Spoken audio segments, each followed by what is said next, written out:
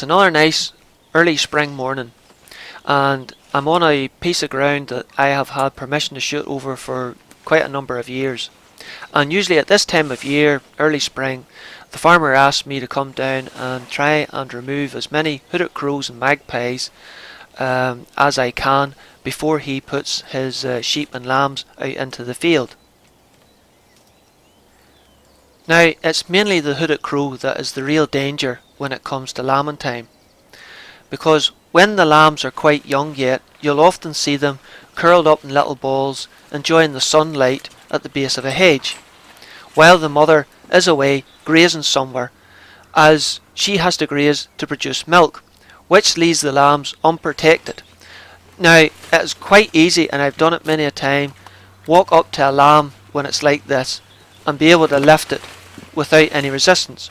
So you can understand how easy it is for a hooded crow to walk up and start pecking at it.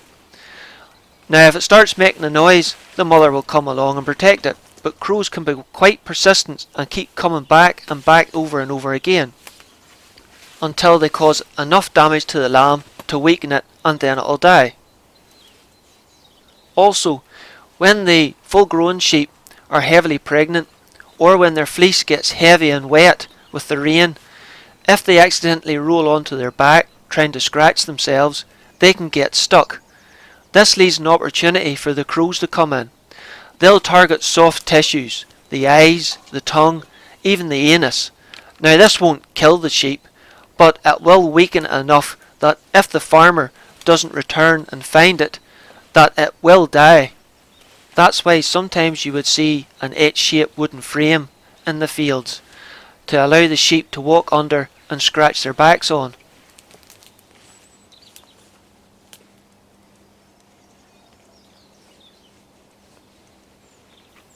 Okay, that's the why. Now for the how. I've constructed the hide using a pop-up hide called the Bush from bushwear.com, and I've draped a camouflage net over the top of it to help take that flat look off it and get it to blend into its surroundings. And to attract the crows, I also use a dead rabbit for bait, which I split open to expose the guts and basically leave the carcass as if a fox or something has killed it in the night and walked away and left it. Now, I also have a dead hooded crow in the little blue bag, but decided not to set it out as a decoy this morning, just to try the rabbit on its own.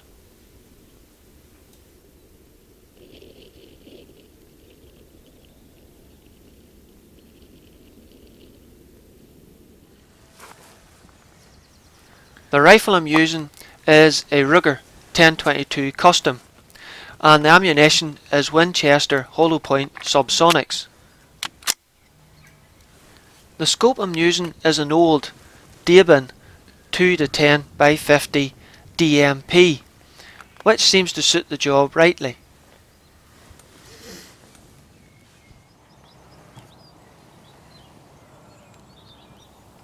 Now, I'm not sitting too long till this magpie appears. Now, magpies are on my list, but I can hear hooded crows in the background, and I don't want to shoot this magpie and possibly spook or lose an opportunity at a hooded crow later on, so I'll leave him alone.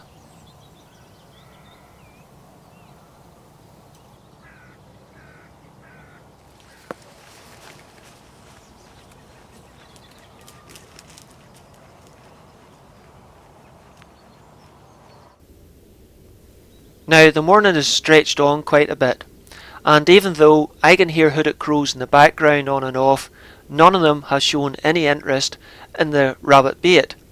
So I decided now is as good a time as any to get the dead hooded crow out of the bag and set it up as a decoy to see if this will attract the birds down to the ground for an opportunity.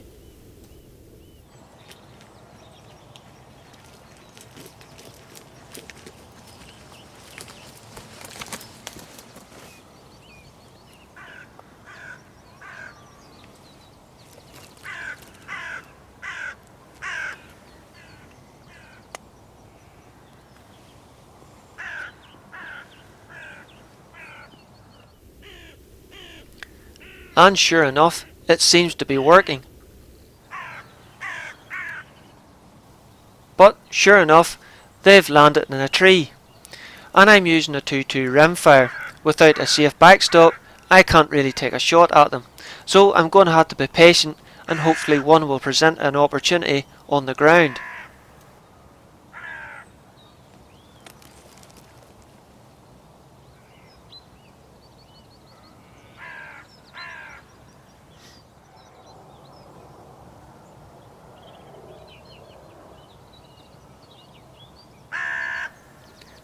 Here we go, hey, this is what we're looking for now. Wake up, would you? It's sitting there.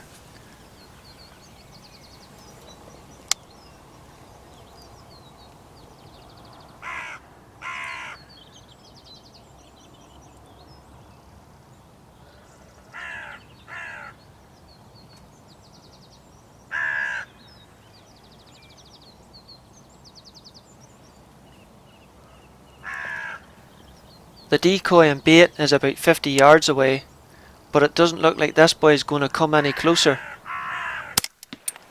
So I take the shot. He's well enough struck and drops dead about 20 yards away.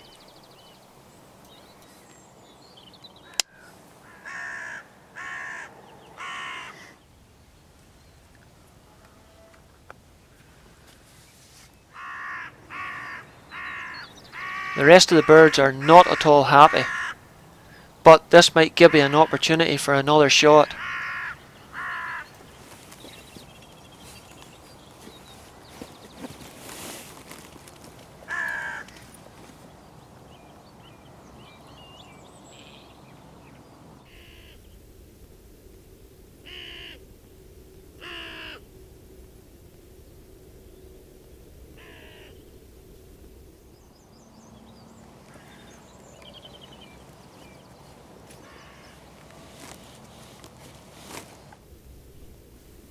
A second bird drops in. It looks as if he's wanting a bite of that rabbit, but then spooks before I get the shot off. Surely he couldn't have heard the sound of the Butler Creek scope cap. Whoever it was, I missed the opportunity.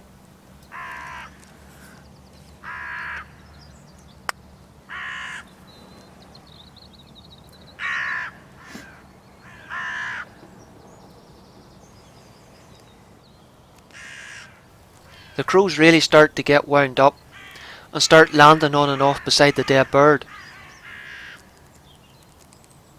They must be a rival nesting pair, as they really start hammering the dead bird.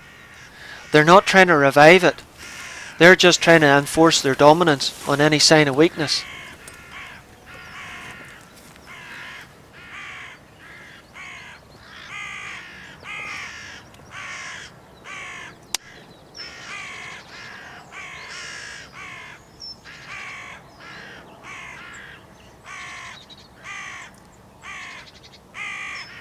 The birds are about 70 yards away now, and they're moving around quite a bit, but surely I should get a good opportunity out of this.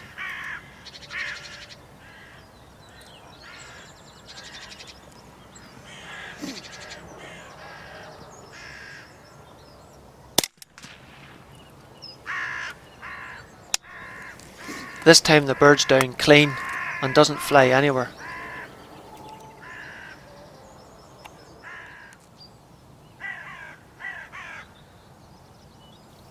The birds retreat to the nearby tree again, but then fly off.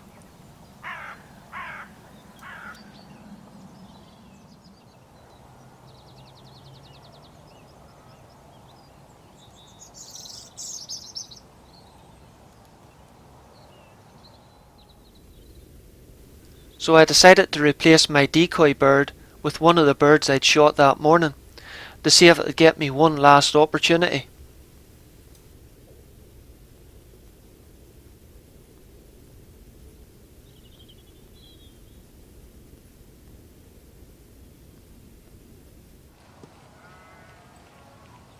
Would you look at the size of feet in them, boy?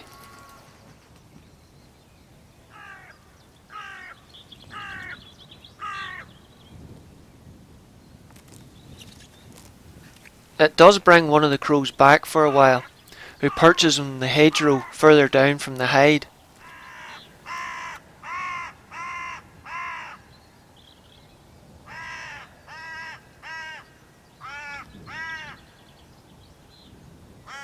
But he's all blow and bluster and never lands on the ground to give me an opportunity.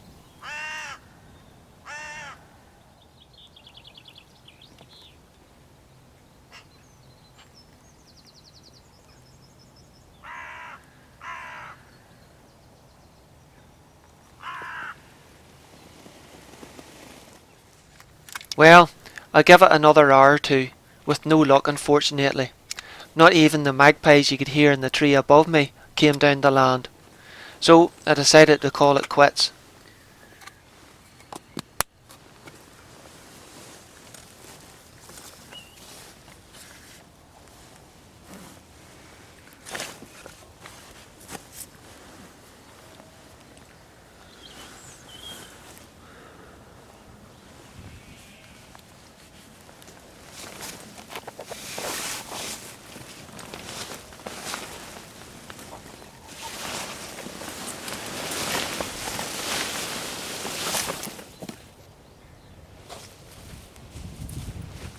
Well, I have my same sort of setup.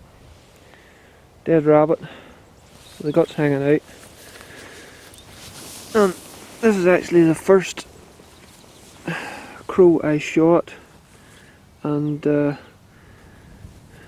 I set it up as a decoy there, hoping that it would attract the other birds in and I would get another opportunity, but it didn't work this morning. But I've still 2 in the bag, which is pretty good anyhow.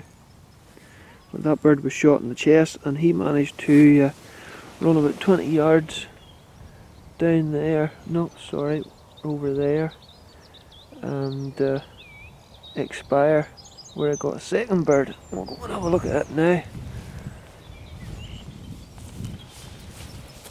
So this is where the second bird is, about 70 yards away from the hide. Took him a shot to the chest, went down nice and clean too. And even though I tried, I couldn't get a third.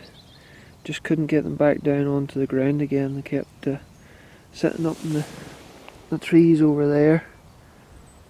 That's one of them ones. And just would not come down again. But that's how it goes sometimes.